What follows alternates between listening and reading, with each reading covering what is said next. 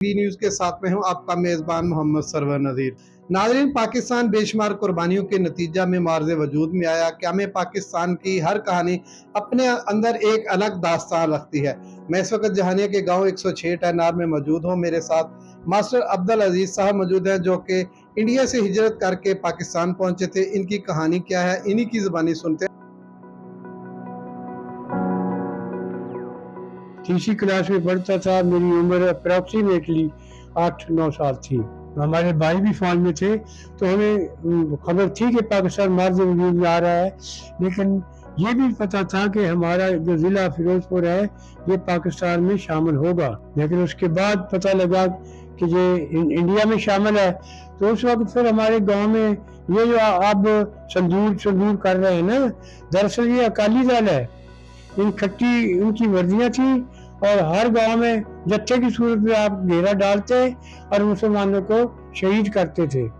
हमारे साथ भी कुछ ऐसा ही हुआ।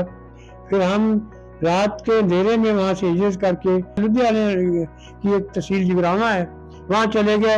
वहाँ हमारा एक कैंप लग गया महाजरीन का। तो फिर वहाँ 2 महीने कैंप में रहे, सिद्धमत सलेमपुर। और उसके बाद एक मिलिट्री पाकिस्तान की आई, वो हमें एक काफिले की शक्ल में गंडा सिंह हमारा हेड अबूर करके फिर हम कसूर पहुंचे। माली नुकसान तो सब कुछ छोड़ दिया हमने, नंगे पाँव नंगे सर और बस जो लिबास पहना था सब कुछ वहीं छोड़ आए। उस वक्त हमारे 3-4 अफराद शहीद हुए, क्योंकि हम एक तंग गली में इकट्ठे हो गए थे। तो वो फायर करते थे, वो हमें नहीं लगता था। फिर हमारा एक मुजाहिद, उसने कोठे पर चढ़कर 1-2 जो मिलिट्री वाले बंदे थे, वो आर्टिफिशियल मिलिट्री बनाई थी, वो उनको 1-2 बंदे उनके मर गए, वो पीछे हट गए। अल्लाह का एहसान यही है कि पाकिस्तान में आकर हम महफूज हो गए, हमारा दीन महफूज, हमारी इक़्तिसादी माशी हालत बेहतर हो गए। अल्लाह की मेहरबानी से हम बड़े खुश हैं।